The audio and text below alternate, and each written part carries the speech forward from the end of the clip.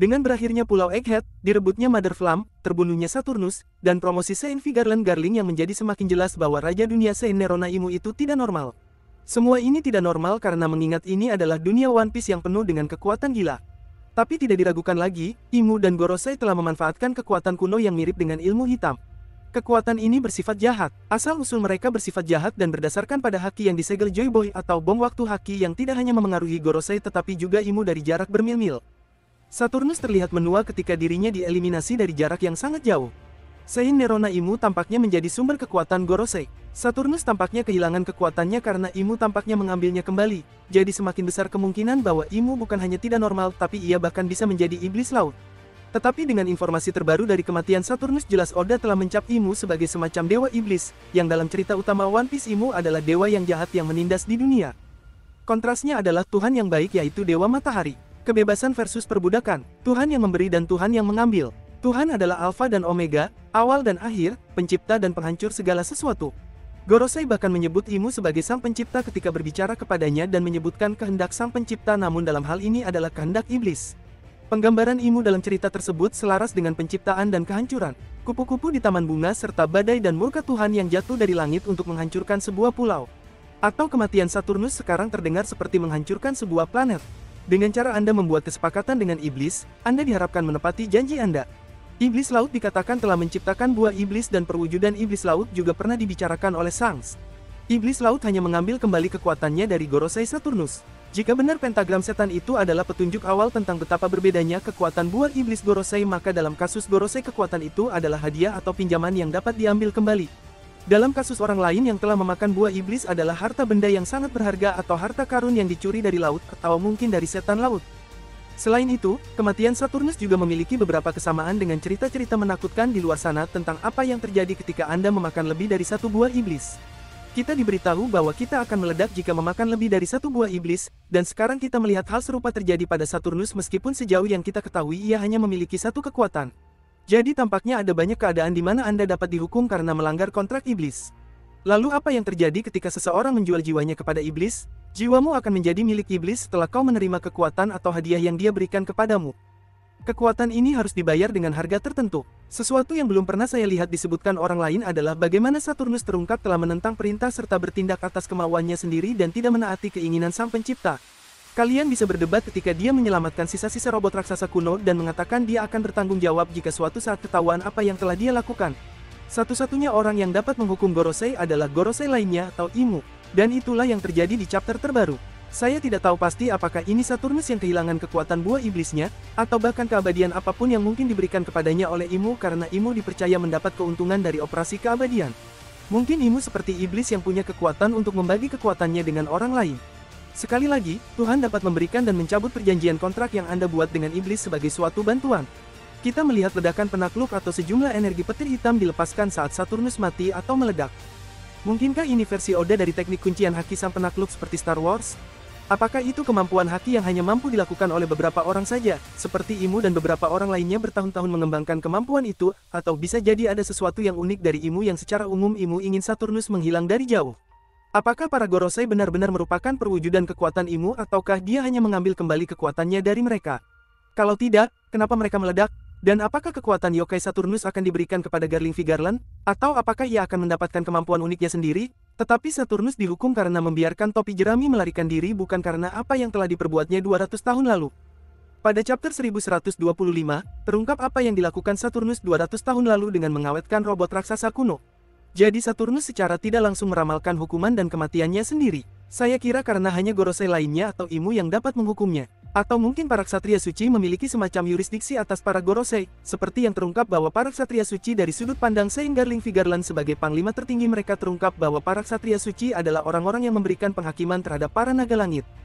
Saya yakin ini terjadi pada salah satu anggota keluarga Don Quixote karena terlalu baik terhadap manusia ikan dan karena menyerang naga langit lainnya. Dia dijatuhi hukuman mati dan dieksekusi di Tanah Suci. Jadi pada dasarnya apa yang terjadi pada Saturnus telah mengungkapkan adanya konsekuensi dari Imu jika ada kegagalan. Dalam kehidupan nyata juga ada konsekuensi jika gagal terhadap raja yang sedang berkuasa. Sekali lagi, kita melihat bagaimana Garling Vigarland mengeksekusi naga langit karena melanggar aturan para dewa. Jadi apa yang dilakukan Imu terhadap Saturnus seharusnya tidak mengejutkan kita semua. Namun dengan matinya Saturnus muncul beberapa teori yang perlu kita bahas sekarang. Dan itu menyangkut para ksatria suci. Jadi Saint Garling Vigarland sekarang telah menjadi anggota Gorosei yang baru setelah kematian Saturnus. Orang-orang mengatakan bahwa Garling Vigarland adalah bulan karena gaya rambutnya yang menyerupai bulan sabit. Jelas saja, saya sudah lama bertanya-tanya seberapa dekat hubungan Imu dengan Garling dan para ksatria suci lainnya. Sejak menyadari bahwa salah satu dari mereka mungkin adalah orang misterius yang ada di ruang taman bersama Imu karena sepertinya ada orang lain selain Gorosei yang mengetahui keberadaan Imu kecuali gaya rambut bulan sabit milik Garling. Bulan adalah planet terdekat dengan planet bumi dibandingkan dengan planet lain yang juga mengorbit ke matahari. Bulan mengorbit bumi, apakah ini berarti Garling Vigarland paling dekat dengan planet bumi? Apakah berarti Garling Vigarland adalah orang yang paling dekat dengan Raja Dunia? Berdasarkan hierarki dan susunan planet benda-benda langit yang baru ini, maka Garling akan menjadi bulan dan menjadi orang yang paling dekat dengan Imu. Jika Imu mewakili bumi, bisakah ia menjadi tangan kanan Imu atau anggota pemerintahan dunia terkuat kedua setelah Imu karena banyak dari kita berpikir Nusjuro adalah orang terkuat kedua di pemerintahan dunia? Masih banyak hal yang harus kita tunggu untuk terjadi, tetapi untuk sekarang mari kita fokus pada promosi Garling dan apa yang dikatakannya tentang dia serta masa depan Holy Knight dan peran apa yang mungkin mereka mainkan dalam cerita. Bergabungnya Saint Garling Vigarland dengan Gorosei sangat penting karena ada banyak alasan. Saya pikir Holy Knight akan segera aktif. Dragon sudah memperingatkan kita tentang ini. Oda memilih untuk menunjukkan kepada kita apa yang dapat dilakukan para Gorosei sebelum mengungkapkan apa yang dapat dilakukan para ksatria suci. Kita telah melihat sebagian besar faksi One Piece bertarung kecuali faksi dari Holy Knight. Bergabungnya Garling dengan Gorosei juga memaksa kita bertanya-tanya apa hubungan Imu dengan Holy Knight. Siapakah yang memberitahu dan mempromosikan Saint Garling Vigarland ke posisi barunya sebagai Gorosei? Dan bagaimana dia diberitahu tentang hal ini? Jika Gorosei lain tidak memberitahunya, maka pada dasarnya siapa yang ngasih tahu Garling tentang status barunya? Apakah Imu mengirimkan seorang utusan? Atau dapatkah hal itu dikomunikasikan ke pikiran Garling dengan cara yang sama seperti Saturn berkomunikasi dengan Gorosei lain selama akhir Pulau Egghead untuk pemanggilan mereka? Atau dengan cara yang sama seperti Imu berkomunikasi dengan Saturn saat ia dieksekusi atas kegagalannya? Jika pikiran mereka terhubung dan jika Imu berhasil berkomunikasi langsung ke pikiran Garling, maka mungkin itu akan menunjukkan bahwa Garling dan para ksatria suci lainnya memiliki kekuatan yang diberikan kepada mereka oleh Imu sama seperti yang terjadi pada Saturnus. Dan kekuatan itulah yang mungkin diambil kembali dari tubuhnya saat ia meninggal. Apakah itu berarti para ksatria suci juga abadi dan mereka tidak dapat mati sehingga menjadikan mereka seperti mayat hidup? Tetapi itu tidak masuk akal, mengingat Garling sudah jelas menua dibandingkan saat ia masih muda. Meskipun kami belum tahu seperti apa sebenarnya warna rambutnya. Mungkin beberapa ksatria suci diberi keabadian seperti Gorosei. Setidaknya Garling sekarang harus menjadi abadi seperti yang dikatakan Gorosei lain, tidak lagi menua, tidak bisa mati, jika dia benar-benar akan menduduki posisi itu dan menggantikan Saturn. Garling sebelumnya merupakan panglima tertinggi para ksatria suci, dan kini dia merupakan salah satu dari 5 tetua. Jadi para ksatria suci akan membutuhkan panglima tertinggi yang baru, yang berarti harus ada seseorang baru di tim ksatria suci atau orang yang sebelumnya di bawah komando Garling yang layak menduduki pangkat yang sama dengannya. Seharusnya ada komandan ksatria suci baru yang mampu memimpin pada tingkat yang sama sebagai pengganti Garling Vigarland. Kecuali jika Garling entah bagaimana masih menjadi pemimpin Holy Knight. Jadi pada dasarnya dia mengerjakan 2 pekerjaan sekaligus. Chapter 1125 mengungkap bahwa perekonomian di Tanah Suci sedang sulit. Mereka mengalami inflasi dan krisis rantai pasokan, dan para kaum naga surgawi akan saling menyerang sebagaimana yang cenderung dilakukan manusia ketika di masa putus asa. Garling yang sekarang sebagai anggota Gorosei sambil tetap menjadi pemimpin Holy Knight bukanlah sesuatu yang mustahil meskipun sekali lagi ia mungkin telah digantikan untuk posisi itu. Garling mengambil alih tugas sains dan pertahanan sangat masuk akal karena sistem pertahanan saat ini sedang kacau dan Garling telah memimpin unit militer yaitu Ksatria Suci. Selain itu, dengan promosi baru Garling seharusnya akan datang kekuatan buah iblis kepada dia kecuali dia sudah memilikinya tetapi bukan buah iblis seperti yang kita ketahui. Mengingat Garling sekarang seperti yang dikatakan Gorosei lainnya dia harus menjadi seorang bintang, salah satu dari 5 bintang atau planet dari The Five Elders. Garling memerlukan segel bintang, merek bintang atau pentagram yang kita lihat dengan pentagram setan dari Gorosei yang memanggil kekuatan yang mungkin diberikan kepada Gorosei oleh Imu. Jadi apakah Garling akan diberi kekuatan oleh Imu? Atau apakah dia sudah memilikinya? Apakah itu akan menjadi yokai atau kekuatan iblis lain dengan pentagram? Atau apakah itu berasal dari buah iblis sungguhan? Atau mungkin Garling tidak memiliki kekuatan buah iblis sama sekali karena banyak yang percaya ia terkait dengan Shanks dan mungkin mereka berdua adalah Master Haki. Menarik untuk mempertanyakan apakah Garling bisa bertahan pada Haki Joy Boy yang terjadi di Pulau Egghead jika Garling sudah memiliki kekuatan yokai sebelum bergabung dengan Gorosei. Lalu apa yang dikatakan tentang ksatria suci lainnya? Apakah ksatria suci lainnya juga memiliki kekuatan iblis yokai? Apakah para ksatria suci lainnya menyadari keberadaan Saint Nerona Imu? Saya pikir jawaban untuk pertanyaan ini sudah terjawab oleh nama ksatria suci itu sendiri yang terjemahan alternatifnya yaitu ksatria Tuhan. Para ksatria suci secara khusus merupakan para ksatria Tuhan atau para ksatria para dewa atau naga langit. Para naga langit secara umum seperti halnya para hamba Tuhan yang mana mereka menjawab langsung kepada Tuhan atau Imu. Mungkin percakapan Garling dengan Gorosei menimbulkan kesan permusuhan terhadap Holy Knight bukan? Seperti dia sedang mempermainkan mereka, dia berjalan ke sana dengan penuh percaya diri. Ingatlah, Shanks berjalan dengan percaya diri di hadapan semua Gorosei. Ya, jumlahnya ada 5. Sementara Saint Garling Vigarland berjalan melawan 4 anggota Gorosei di mana Oda sekali lagi menyinggung sosok Shanks dengan melakukan hal yang sama terhadap Garling.